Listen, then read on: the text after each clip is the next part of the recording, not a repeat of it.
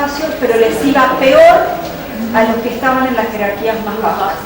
A pesar, es como una, a ver, es una J pero invertida, porque empieza peor como en la escala más baja, pero después los de mayor poder vuelve a subir un poquito. Nunca, por eso, perdón, es como si hiciera algo así. ¿Sí? Les va peor, digamos, a los que están como en la escala más baja, eso va bajando, y después a los del punto jerárquico más alto les va un poquito peor que al resto, pero nunca igual.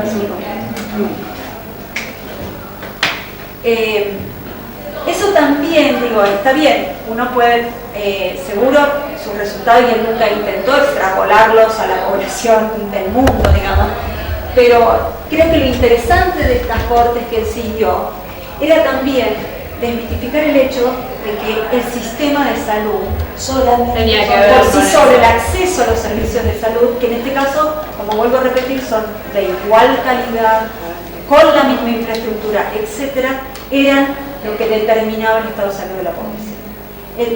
O sea, lo que dice es, ok, esa variable la puedo controlar. Entonces, ¿qué pasa después? El seguimiento es buenísimo. Hay cuestiones evaluadas acerca de hipertensión arterial, incidencia de enfermedades crónicas, el tema del tabaquismo. Hay un montón de cosas evaluadas que están muy... Es interesante que el marco que él plantea de cómo el estrés es un buen regulador de los ajustes, pero que hay niveles de estrés que se pueden manejar y niveles que no, creo que es una verdad que muy novedoso. Hay un libro de él, un poquito viejo, que se llama ¿Por qué alguna gente está sana y otra no?, que es muy bueno. Sí. En ese sistema de salud, la muerte materna, ¿qué tasa tiene y qué es lo que la origina? En el Reino Unido la tasa es bajísima. Y en general hay alguito de hemorragia posparto. O sea, la emergencia, es la emergencia, el manejo de la emergencia es lo que es Inglaterra. Sí, sí. Aborto legal hasta la semana 3. Por eso. No es un buen ejemplo para mirar muerte materna en el sentido de que... Sí, en realidad es un buen ejemplo, claro. Bueno. Perdón. Entonces, hay un tercer abordaje, que es el que llamamos ecosocial y de múltiples niveles de referencia, donde lo que dice es que las inequidades en salud son causa y resultado de una relación que es dinámica, que es histórica y que es ecológica. Dinámica, histórica y ecológica.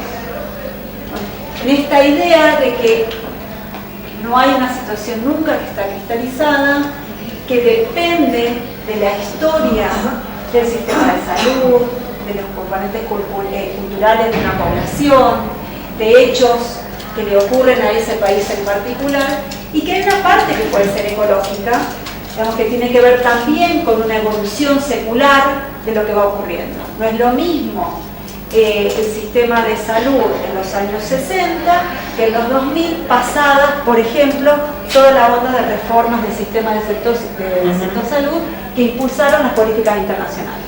Entonces hay una acción que es secular, que es independiente de la situación de cada país, que también influye.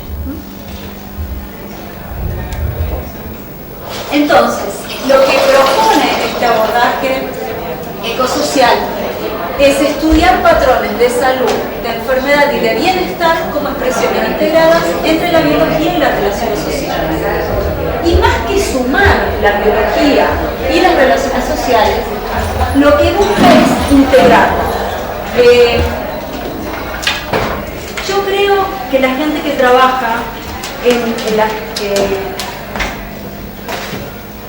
el campo de la tuberculosis, por ejemplo, o en el campo del VIH-Sida, tiene muchísimos ejemplos, muchísimos, de cómo utilizar este abordaje ecosocial con distintos niveles de referencia.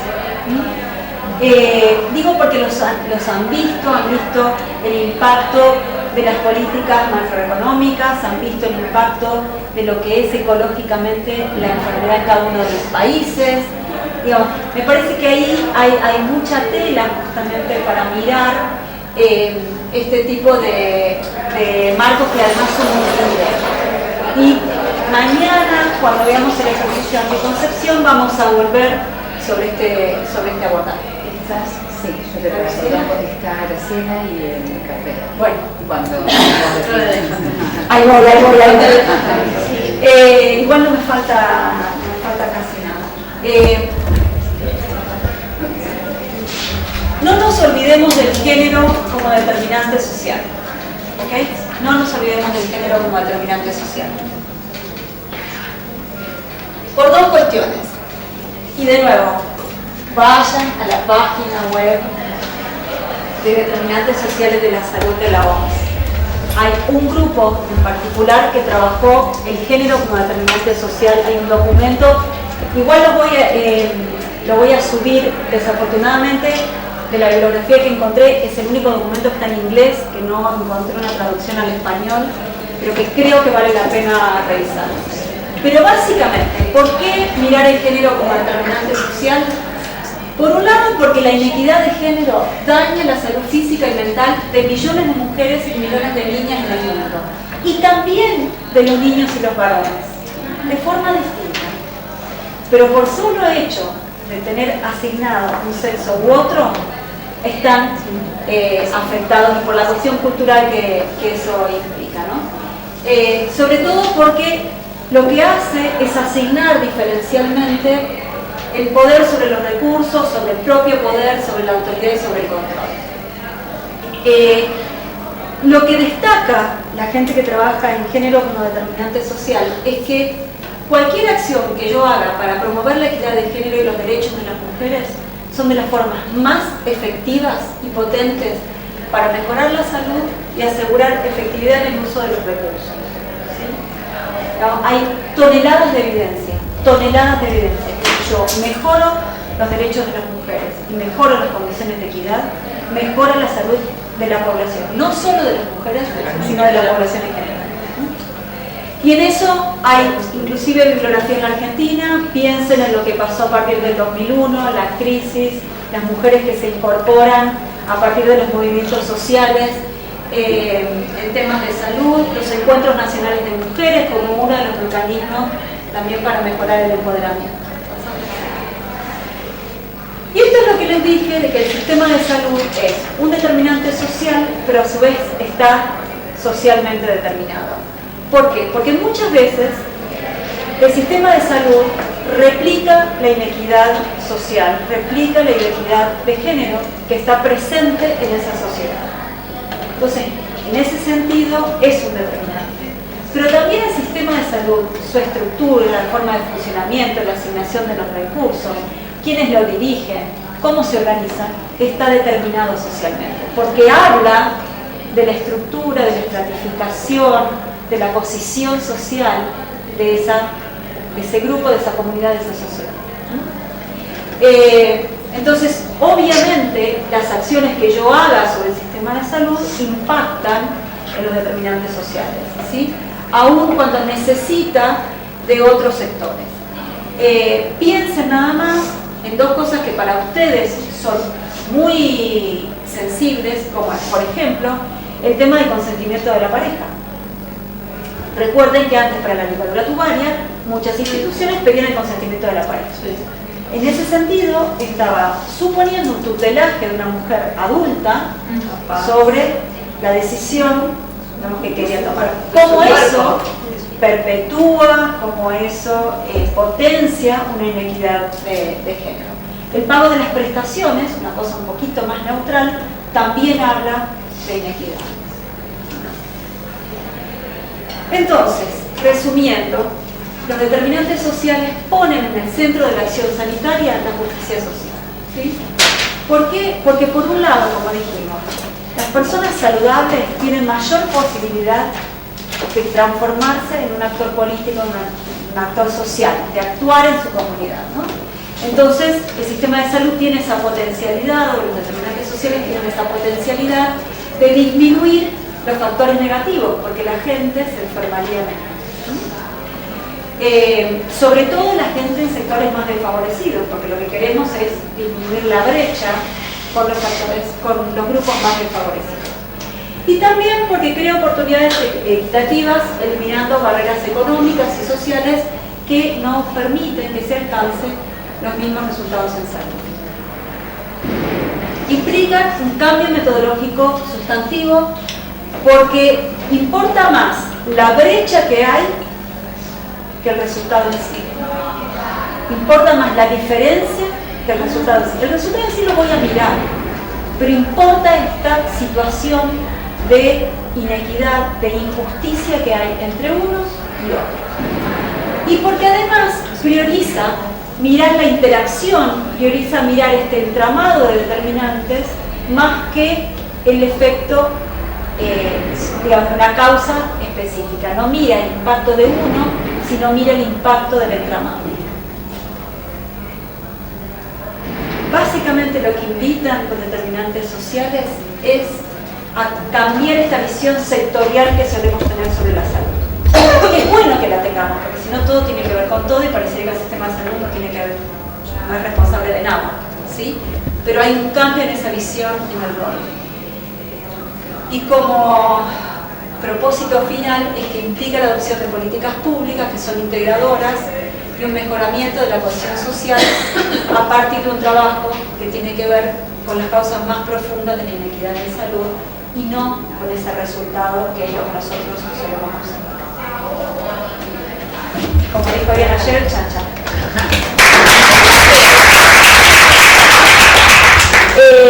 Obvio que el PPT va a estar, vamos a volver sobre esto toneladas de veces, pero me parecía importante darle una vueltita.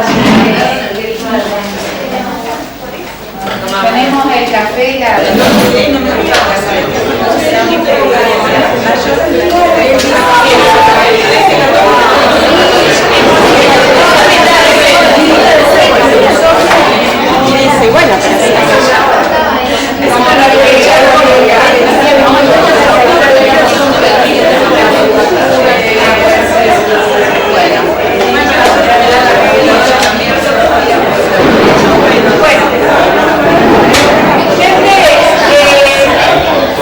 Médica tocoginecóloga, es epidemióloga, yo debería haber dicho primero que es médica epidemióloga, y alguna vez en la vida fue tocoginecóloga.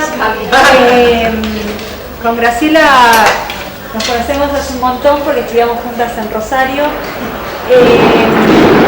Graciela hizo la residencia de epidemiología de campo, estudió en la ANU, la maestría de gestión, hizo una también maestría, ¿no? La de medicina gerenciada, sí. Todo eso para que veas que estuve chusmeando. Y hoy es la responsable de vigilancia epidemiológica en el Instituto Nacional del Cáncer. Usted, no sé si saben, es un instituto recientemente creado, tiene un año, dos ya, y ella es la responsable de este departamento. Entonces pensamos que era una muy buena oportunidad para que Graciela desarrollara este tema, y es lo que vamos a trabajar en la tarde con uno de los temas. Así que, bien, gracias. Gracias a ustedes. Lo que van a ver acá es que en realidad soy como una fanática de la epidemiología, con lo cual estoy totalmente convencida que no se puede hacer gestión sin epidemiología, que la epidemiología es transversal a cualquier cosa, pero soy tan amplia que digo no lo puedo hacer uno solo. Entonces tiene que, cuando uno se pone a analizar, sobre todo cuando veamos los análisis de situación, lo ideal es trabajar en grupo, lo más interdisciplinario posible, lo más intersectorial, porque justamente en esa convivencia y en ese intercambio de conocimientos y de experiencias donde se enriquece el análisis, ¿no? Bien, entonces, el análisis de situación de salud obviamente que tiene mucho de epidemiología. Yo le voy a presentar algunos ejemplos, como dice la definición, son procesos analíticos sintéticos que abarcan distintos tipos de análisis. Entonces eso nos da como mucha libertad, porque uno puede hacer algo muy sencillo, muy simple, describiendo una población, una situación de salud, con indicadores muy básicos, o lo puede ir complejizando en la medida que puede trabajar con gente que maneje software estadístico o una epidemiología mucho más avanzada. Lo fundamental es que permite caracterizar, medir y explicar el perfil salud-enfermedad de la población, de los grupos poblacionales. En realidad, yo generalmente a esto le sumo el tema de la atención también y de los cuidados. Dependiendo en el nivel donde uno trabaje, tiene que incluir o la organización de los servicios o cuestiones comunitarias. Nosotros en una época, en la época de crisis, por ejemplo, veíamos que, sobre todo en la mortalidad por enfermedades respiratorias en adultos mayores, que era muy distinta a lo que pasaba en las grandes ciudades de lo que pasaba en el interior. A pesar de que el interior tenía más pobreza, la mortalidad era menor. Entonces una de las probabilidades, una de las hipótesis era que realmente en el interior los adultos mayores tenían mucho más contención que la gente adulta mayor, que en general estaba institucionalizada en las grandes ciudades. Podría ser una de las hipótesis, ¿no? Entonces, el tema de la atención y de los cuidados también debería estar incluido. Se basan fundamentalmente en la interacción entre las condiciones de vida y los procesos salud, enfermedad, atención. Básicamente yo lo que digo es que esto nos permite trabajar o decir que estamos haciendo una salud pública basada en evidencia. La evidencia no solo es la literatura que uno puede manejar y sobre todo a nivel internacional, sino que uno pueda demostrar con indicadores concretos y válidos lo que está pasando a nivel local. Entonces, esas son nuestras evidencias. Y nosotros tenemos la responsabilidad de trabajar con seriedad y lo más científicamente posible, ¿no? Entonces, por otro lado, no podemos limitarnos a presentar una serie de datos e indicadores si no tenemos en cuenta el contexto histórico, geográfico, político, poblacional. Eso es fundamental para poder entender la situación de salud. Entonces, como decía, en algunos casos ustedes también lo van a ver análisis de situación de salud o diagnóstico de situación de salud. En general hay como dos corrientes que se discute. Algunos dicen que el diagnóstico es como más teórico, más a nivel, digamos, macro, más político, y el análisis algunos lo consideran desde la parte más práctica, más local, más intersectorial. Básicamente es lo mismo. En realidad eso es yo siempre digo que depende de la impronta que cada uno le ponga al análisis que hace, ¿no? Si uno hace un análisis muy bonito, muy completo, nada más que para satisfacer su ego de uy, qué bárbaro lo que hice, y lo guarda en un estante, eso no sirve para nada. El tema es que la información tiene que servir para tomar decisiones, tiene que servir justamente para meterse más en la agenda y para poder monitorear qué es lo que está pasando a partir de eso, ¿no? Entonces es un proceso multidisciplinario, intersectorial, mediante el cual se describe y analiza la situación concreta, salud, enfermedad, atención de una comunidad. Se identifican los problemas y se establecen prioridades. En una época el famoso diagnóstico era como que quedaba limitado a la presentación de información, donde uno a partir de todo ese cúmulo de información, es decir, aquellos que tenían que tomar decisiones, o el que estaba en la gestión, o el político, a partir de esa presentación de información, identificaba problemas libremente, priorizaba y ejecutaba acciones. En realidad, hoy en día lo que se trata es decir, bueno, el que hace un análisis de situación tiene que pensarlo desde el inicio, con como un actor social, ¿no? Activo, es decir, hay un objetivo y no lo puede hacer tan livianamente, porque cuando uno produce información, esa información tiene un impacto, Entonces es un compromiso político que todos tenemos cuando generamos información. Entonces, en teoría, ahora lo que se está promulgando es que la gente que hace el análisis de situación pueda participar también de los procesos de planificación, programación y monitoreo de las acciones. Como una cuestión mucho más dinámica, como un círculo donde uno diga, bueno, a partir de esta línea de base, a partir de estos problemas identificados y priorizados, uno puede tomar acciones y con el tiempo podemos ir viendo qué es lo que está pasando. Bien, un poco más de lo mismo, que contribuir a la toma racional de decisiones, es decir, siempre hay que tomar decisiones, lo ideal es que las mismas estén basadas en una información que sea concreta, que sea válida. Es nuestra responsabilidad presentar esa información y divulgarla. Yo siempre digo, por un lado, esto tiene como varias aristas, ¿no? Porque uno cuando se encuentra en situaciones de emergencias o con temas que son muy sensibles a la opinión pública, como puede ser salud sexual y reproductiva, los medios de alguna manera siempre van a opinar algo. Entonces, lo ideal es que uno se transforme en la fuente de información de los medios. Por otro lado, al hacer pública la información, comprometemos tanto al que tiene que tomar decisiones como a la población, que uno les da herramientas para que, digamos, puedan de alguna manera, como decimos, empoderarse, pero que de alguna manera vayan tomando conocimiento, responsabilidad y tengan una actitud mucho más activa, ¿no? Entonces, es muy importante que uno cuando piensa en un análisis de situación, lo piense ya pensando, primero que tiene un objetivo, que va a tener un impacto, y segundo que lo tiene que difundir, y que básicamente la responsabilidad es que después van a ver como que el análisis tiene una parte muy sistemática de decir, bueno, pienso en indicadores de contexto, indicadores de servicio, indicadores de resultados, etcétera, etcétera. Pero no podemos dejar de pensar en que tiene que haber una instancia de análisis de inequidades o de identificación de grupos vulnerables, porque si no queda como un análisis vacío, ¿no? E incluso pensarlo desde la eficiencia, cuando uno puede incorporar además en esos análisis el tema de los costos y cómo se están utilizando los recursos, es mucho más comprometedor todavía, ¿no? Bueno, la participación social, en realidad, desde el nivel central nosotros no tenemos lamentablemente mucha participación social, y en ese sentido, cuanto más a nivel local se haga el análisis de situación, uno puede pensar en una mayor participación social, ¿no? O de distintos sectores que tengan representación o actores que tengan representación en esa comunidad.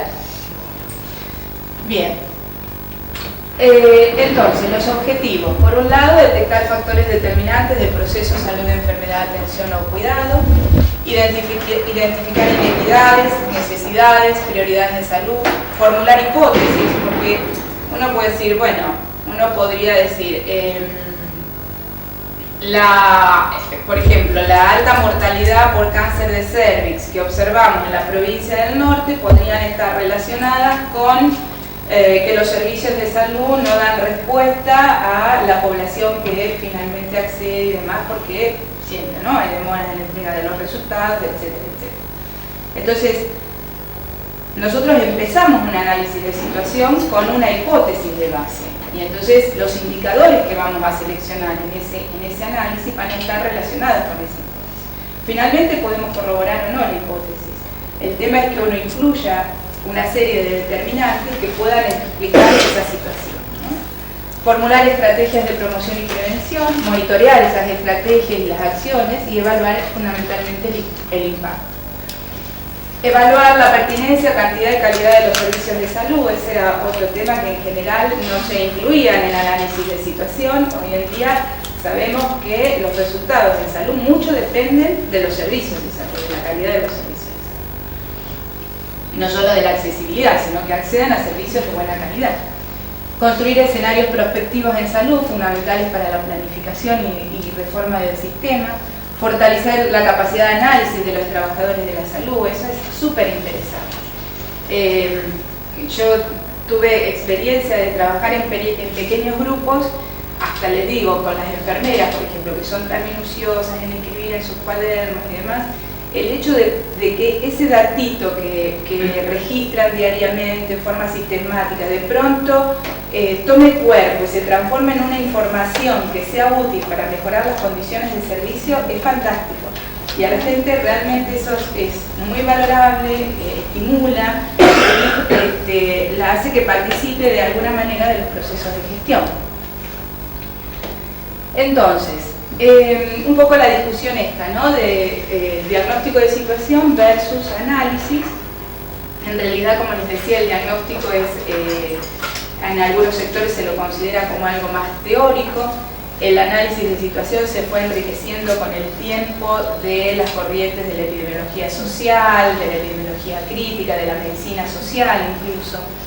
Esto que pondría acá es Pedro Luis Castellanos, ¿no? Donde dice que el análisis de los perfiles de necesidades y problemas son jerarquizados por diferentes actores sociales. Esto es lo que opina Pedro Luis Castellanos con respecto al análisis de situación. Entonces, en esta simple definición, digamos, cuando pensamos en un actor social, obviamente cuando uno hace un análisis está la impronta de aquel que lo hace. Es decir, uno puede hacer un análisis muy comprometido o hacer un análisis totalmente simple donde lo único que ve es diferencias. Lo que se trata justamente es que este análisis sea una herramienta para la toma de decisiones. Bueno, y el tema de si las condiciones de vida son las que de alguna manera determinan la situación de salud, pero como dice Samaja, en muchos casos las situaciones de salud son las que determinan las condiciones de vida. Entonces uno tiene que permanentemente jugar con estos conceptos para poder demostrarlo e incluir los determinantes correspondientes. Con respecto a los niveles, es decir, uno puede pensar en un espacio de trabajo, como decíamos, intersectorial, puede ser inclusive incluyendo sectores de la educación, que es lo ideal. Nosotros nos ha tocado trabajar con sectores de la educación, es muy interesante, muy enriquecedor.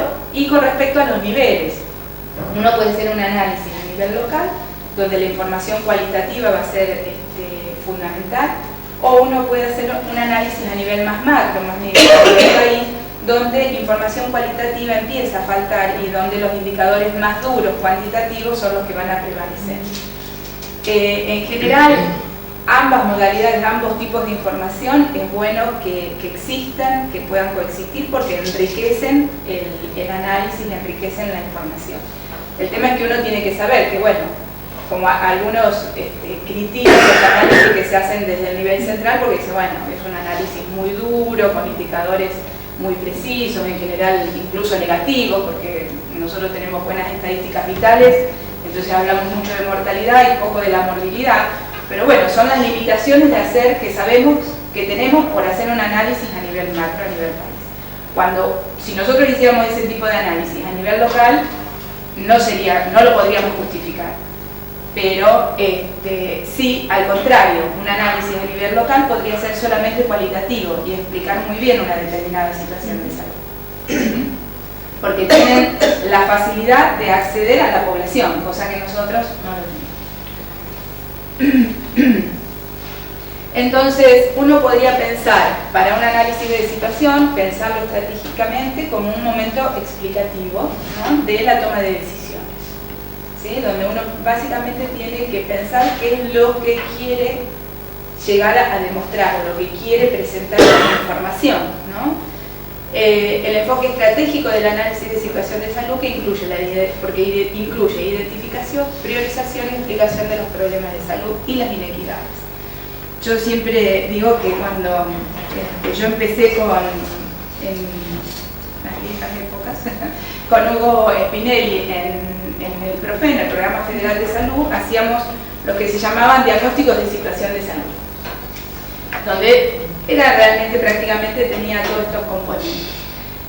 Y en función del análisis que hacíamos, epidemiológico y demás, íbamos en combinación con la gente de la dirección médica y de auditoría a evaluar a las provincias. Era la década del 90, donde era el auge de todas las gerenciadoras, ¿no? Y yo siempre digo que me acuerdo cuando fuimos a una provincia, en realidad nos había llamado la atención que había mucha mortalidad, entonces teníamos toda la información de la parte de ambulatorio y demás. Claro, cuando llegamos a la provincia, me parece que era Santiago del Estero, la terapia era un desastre, había moscas, no había, claro, las puertas estaban abiertas, en ese momento no había nada, no había antibióticos, no había nada, se le pagaba a la gente con papelitos, con vales, era terrible. Entonces nosotros hicimos un diagnóstico terrible. Entonces dice, bueno, por eso no nos queda más remedio que contratar una gerenciadora. Entonces uno dice, no, eso es lo que yo quiero. A ver, ¿qué podemos hacer, no? Y entonces ahí uno toma conciencia de decir, claro, uno va con toda la ideología, todo va a decir, qué desastre, pero tiene que pensar que eso tiene un impacto después en la toma de decisiones. Entonces, ¿hacia dónde queremos ir, no? Entonces, eso cambió totalmente la información y le dimos un perfil totalmente distinto para que justamente pudiéramos asegurar que la cápita que le llegara a esa provincia tuviera algún impacto en los servicios concretos, ¿no? Entonces, es interesante, yo a veces digo, bueno, es como un poco jugar con los números, jugar con la información, pero de forma responsable, obviamente. Entonces, porque si no jugamos, nos aburrimos. Y si no somos responsables, podemos cometer graves errores, ¿no? Así que, bueno, estos serían básicamente los componentes de un análisis de situación de salud. Por un lado, el componente geopoblacional y sociodemográfico, entonces que nos permite delimitar la población blanco, las unidades de análisis.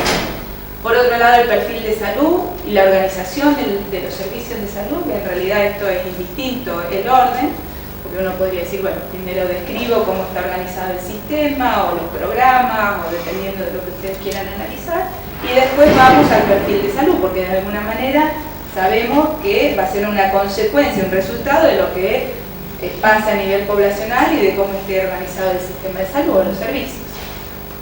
Y finalmente pensarlo desde el vamos como que va a haber una instancia de comunicación y difusión, que puede ser un informe. En general los análisis de situación llevan mucho tiempo, hacer un análisis bien completo, integrador y demás lleva bastante tiempo, y como les decía, lo ideal es que sean por lo menos 4 o 5 personas que estén aportando ese análisis de distintas disciplinas. Entonces podemos hacer un gran análisis y que sea un mamotreto que nadie va a leer, o pensar en un informe ejecutivo, o pensar en un artículo o varios artículos científicos para publicar, o cuando estamos pensando también en algo mucho más dinámico como pueden ser las salas de situación o los tableros de comando. En realidad, yo te digo que son como distintos nombres de cosas que tienen siempre algo que ver, ¿no? Entonces, en realidad las salas de situación, después lo vamos a ver cómo están organizados, pero un tablero de comando prácticamente es lo mismo, porque hay que generalizar una serie de indicadores que son los que vamos a monitorear cada X cantidad de tiempo, en forma sistemática, periódica, etc. Y con la sala de situación pasa exactamente lo mismo. Bien, el tema de los modelos integrados. En realidad yo se los presentaba para decirles que también desde varias corrientes uno llega prácticamente a los mismos componentes, ¿no? Uno puede hablar de determinantes, proximales, intermedios, intermedios o distales, el tema es que los incluya, o puede pensar en una cuestión mucho más estructurada, de estructura, proceso, resultado, etc., ¿no? El tema es que uno tiene que de alguna manera pensar en abarcar todas estas dimensiones para que el análisis realmente sea completo.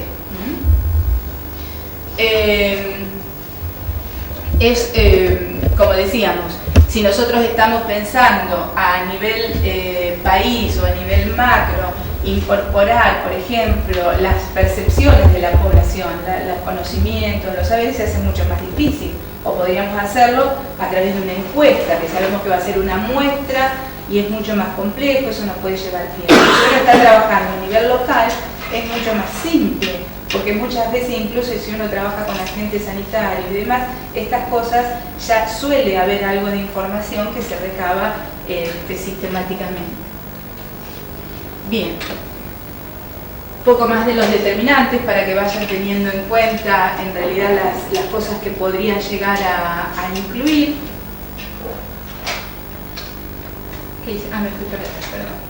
Bueno, y esto era un poco para mostrarles cómo se organizaba en su momento la sala de situación. Esto es lo original de lo que fue una sala de situación en el Ministerio de Salud. En general esto lo aplicábamos para situaciones de desastre, pero en realidad no dista mucho de lo que uno tiene que pensar para un análisis de situación. Fundamental, digamos, los indicadores sociodemográficos, que tienen que estar siempre, que son transversales a cualquier proceso que pueda ocurrir de salud en la comunidad. El perfil de salud, la estructura de los servicios, la vigilancia de salud. Uno puede definir una serie de indicadores para monitorear la situación, las acciones que se realizan y la comunicación y la difusión. Son básicamente los componentes de un análisis de situación. Dentro del perfil de salud, en general se incluye morbilidad, mortalidad, y dentro de los servicios, uno podría incluir en realidad dentro de servicios o dentro del perfil de salud las reglamentaciones. Es muy importante cuando uno hace un análisis pensar históricamente cómo ha sido la evolución de esas normas, de esas leyes, porque en función de eso uno debería poder interpretar la situación de salud, la organización, cómo se organiza el sistema en ambulatorio y en egreso. La clasificación. En realidad, digamos, esto es así como estructurado, ¿no? Lo académico. Uno podría decir que hay análisis de situación, uno puede hacer un análisis de situación de tendencia, de coyuntura o un análisis de equidad. Hoy en día, en realidad, es como que todos los análisis incluyen un poco todo. En su momento, como los análisis y las salas de situación surgieron en un momento de crisis y de emergencia, se hablaba mucho de salas de situación de contingencia incluso. Yo particularmente le cambié porque me gusta más coyuntura, porque la contingencia es cuando uno no sabe qué va a pasar, y en realidad uno lo que trata de analizar es lo que está pasando en este momento para tomar decisiones. Así que por eso le cambié un poco el nombre. Inclusive las tendencias, uno puede analizar, digamos, es importante, como les decía, a partir de la historia de leyes, normas, programas, organizaciones de los servicios, uno puede evaluar cuáles han sido los resultados de salud. Y esa historia no es igual para todas las comunidades, no es igual para todas las provincias, no es igual en todas las regiones. Entonces, las tendencias analizadas y comparadas por regiones, por grupos poblacionales, también son importantes. O sea que no necesariamente uno tiene que pensar en un análisis de tendencia como un análisis prospectivo, porque voy a pensar, por ejemplo, en su momento se hablaba mucho en la dirección de epidemiología, sobre todo porque había, digamos, un sesgo muy importante de lo que eran las enfermedades transmisibles, y esto es decir, bueno, a ver, ¿para cuándo podemos pensar que puede estar la próxima epidemia de gripe, de dengue? No, uno lo tiene que pensar también en cáncer, uno lo tiene que pensar también en salud sexual y reproductiva, y es importante evaluar esas tendencias, comparar las tendencias de los distintos grupos poblacionales. En cambio, por eso uno decía el de coyuntura, que es como siempre, como que era lo único que permitía tomar decisiones a mediano o corto plazo. Pero hoy en día ya no se usa tan así. Y el tema de la equidad es inherente a un análisis de situación. Es decir, uno tiene que, como uno tiene que tomar decisiones, como los recursos son finitos, como uno tiene que priorizar, entonces es inherente el análisis de inequidades. Graciela, perdón, sí. ¿Lo hacen habitualmente tomando qué? ¿Ingresos? A ver, no sé si yo lo hago, no sé si se hace todo el mundo. En realidad, bueno, ese es un problema. No se escuchó la pregunta por el ruido de... ¿Quieren acercarse más acá? Que le preguntaba que habitualmente cuando miran inequidad rápido, inequidad por nivel socioeconómico, ¿qué indicadores están tomando? ¿Si quintiles de ingreso o qué? Sí, en realidad ese es un problema porque hasta no hace mucho solo teníamos información censo 2001 con todo lo que ha cambiado. Y censo 2010 no tenemos todos los mismos indicadores que teníamos en el 2001. En realidad vamos cruzando. Por ejemplo, después van a ver algunos cruces con Encuesta Nacional de Factores de Riesgo, con algunos indicadores de cobertura, con cobertura de salud, con necesidades básicas insatisfechas, bueno, se podría hacer con nivel de ingreso. Además, también esto es como que uno va probando, ¿no? Hay indicadores socioeconómicos que responden o que están, digamos, que uno puede demostrar más asociación con algunos indicadores de salud que con otros. Por ejemplo, generalmente uno usa se usaba necesidades básicas insatisfechas. a partir del índice de privación material de los hogares, donde uno mide pobreza convergente, es decir, la pobreza estructural más la pobreza corriente, nos dimos cuenta que ese indicador era mucho más sensible para todo lo que era mortalidad materna, mortalidad infantil, inclusive mortalidad por cáncer de cervix. Porque incluye, ¿qué dimensiones te incluye? El tema de acceso a agua, condiciones de la vivienda. Claro, porque incluye también la pobreza corriente, digamos, aquel que de pronto se quedó sin trabajo y que no tiene acceso a una serie de servicios. En cambio, NBI es más pobreza estructural. Claro, entonces, la diferencia entre un medio. Sí, como definir hablar la un estructural y poquito la más, contingente. Claro. ¿Querés compartirlo? ¿Cómo lo definen? Porque no lo vimos, ¿no? No, las necesidades básicas insatisfechas o pobreza estructural tiene que ver con la capacidad de adquirir bienes patrimoniales, digamos. Las características de la vivienda, el nivel de educación. En cambio, la pobreza corriente tiene que ver con el poder adquisitivo más actual, digamos, ¿no? O del momento en que se hizo el censo, con posibilidad de acceder a servicios, educación. Entonces, en ese momento, cuando empezamos a trabajar con este índice, realmente dejamos de trabajar necesidades básicas insatisfechas y empezamos a trabajar con esto. Sí, ¿cómo se llama? Índice de privación material de los hogares. Ahora lo vamos a ver. ¿Sí? Sí, no, estuve conversando con alguna gente que había estado en el análisis del censo del 2001.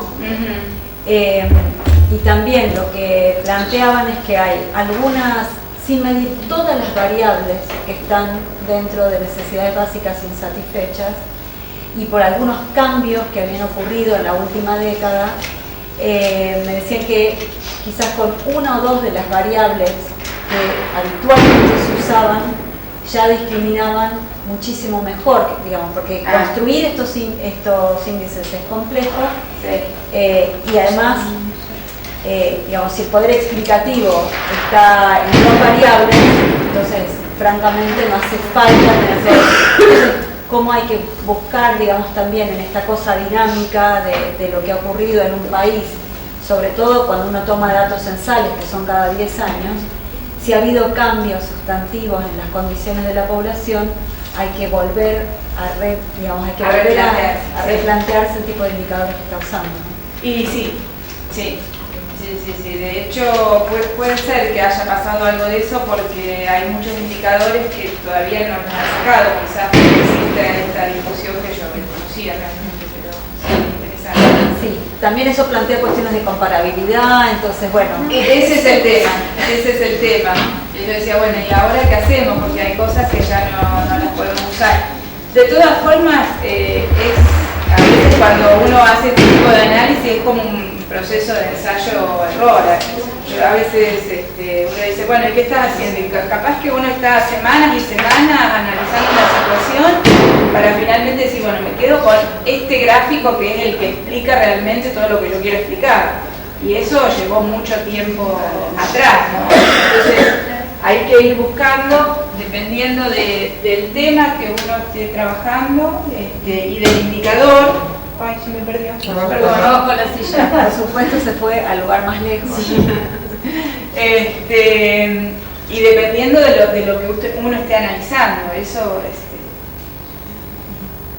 igual cuando uno hace un análisis a nivel local es mucho más rico, porque uno conoce las características de la comunidad, entonces también es más fácil la selección del indicador, ¿no? Por ejemplo, nosotros no tenemos muchos datos de etnia. Sin embargo, yo he analizado un par de investigaciones de provincias del norte donde incluyen la variable la etnia y discriminar, pero perfecto, claro, cuando uno ve y compara los resultados de salud entre un grupo y en otro, es fantástico, no hay mucho más que buscar.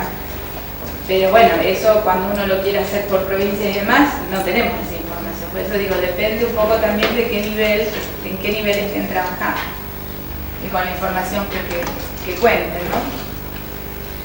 Entonces, como decía, promover el uso de la epidemiología para la gestión en salud fortalece realmente las capacidades analíticas de los diferentes grupos, compromete y empodera también a los que participan de estos grupos, a los que participan de la gestión y a los trabajadores, ¿no?, de la salud en general. Dar respuesta a partir de la epidemiología, el análisis de situación para la toma de decisiones sustentadas en evidencia, eso genera también un compromiso, no solo de quien hace el análisis, sino de quien tiene que tomar decisiones. Es como decir, bueno, antes se tomaban decisiones y no había mucha información. Hoy en día, con la globalización y con todo lo que hay, ya no se puede tomar tan libremente las decisiones al azar, digamos. Hay un compromiso. Entonces es importante que uno pueda difundir la información, hacerla pública. Y sentar las bases para el desarrollo de un servicio de inteligencia epidemiológica, ¿no?, de la vigilancia con análisis sistemático y periódico de determinados indicadores. Y esto es por monitoreo, ya sea a través de servicio de inteligencia epidemiológica. Solo decide. No. Bueno. Sí, porque, bueno, eso se sigue hablando de epidemiología institucional, y yo siempre digo que es información para la acción, ¿no? Está bueno.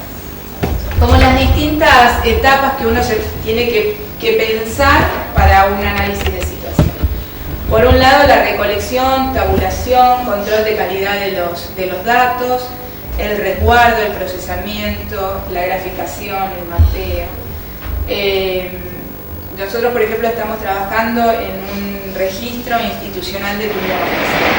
En cada provincia, o sea, pueden cargar los datos, se carga online, pueden cargar los datos directamente en este registro o pueden cargarlos en planilla y después pasarlo a la carga de software. Bueno, aquellos que tienen que cargar planilla, esas planillas no pueden estar en cualquier lado, ¿no? Entonces el resguardo de la información también es importante.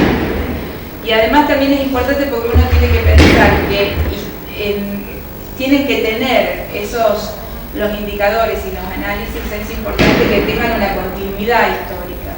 Entonces si uno los deja en cualquier lado, en un pendrive, que después lo perdió toda la información, perdió toda posibilidad de comparar a lo largo del tiempo y es una pena, ¿no? Adriana, Graciela, ¿qué es el cosito ese que señalaba? ¿En cuál? En la foto. Dice recopilación. La foto de la situación. Una sala de situación. Eso porque es una Son imágenes, fotos. Es una foto de la sala de situación, viste que se ponían en las hojitas con las distintas Estadísticas, claro, gráficos. las distintas dimensiones, sí. Porque pensaste que eran tarjetas perforadas. No. Un taller. Estaba organizando un taller, ¿no? Bueno, y la sala de situación tampoco, o el tablero, como lo quieran llamar, uno no lo tiene que pensar solo, como en ese caso que era en la unidad de ministros, ¿no? Uno lo puede hacer en un servicio de salud, uno lo puede hacer en un hospital, uno lo puede hacer en la sala de atención primaria, y es muy interesante porque obviamente que tiene que poner indicadores que todo el mundo pueda entender, porque si lo vamos a hacer en una sala y va a estar visible para la población, pero es muy interesante que la gente pueda ver cuáles son los resultados de esa sala donde él se va a encontrar. Es sumamente interesante. Nosotros cuando íbamos al interior promulgábamos mucho en hacer la sala de situación en los lugares más básicos, en la salita, en el hospital, porque era ahí donde se enriquecía, ¿no? Donde además uno venía y decía, pero acá está faltando tal indicador, pero ¿por qué no analizamos tal cosa? Y es ahí donde empieza a enriquecerse el análisis. Bien, y el tema de la toma de decisiones, que bueno, no necesariamente y no siempre el que hace el análisis va a participar de la toma de decisiones, pero de alguna manera uno puede hacer un análisis donde direccione esa toma de decisiones, ¿no? Por eso digo que es tan importante la planificación también del análisis. Entonces, como nosotros vamos a trabajar seriamente y en forma científica, cuando uno se plantea hacer un análisis, tiene que pensar como si fuera a generar un proyecto de investigación, ¿no? No vamos a ir a tal extremo para tan minucioso, pero podría pensar en eso, ¿no? Tener clara la pregunta conductora del estudio, definir la población del estudio. No es lo mismo decir, bueno, yo voy a hacer un análisis a nivel país por regiones que si voy a hacer un análisis para llegar hasta la unidad mínima, ¿no? Ciudades o departamentos o una comunidad, un pequeño municipio.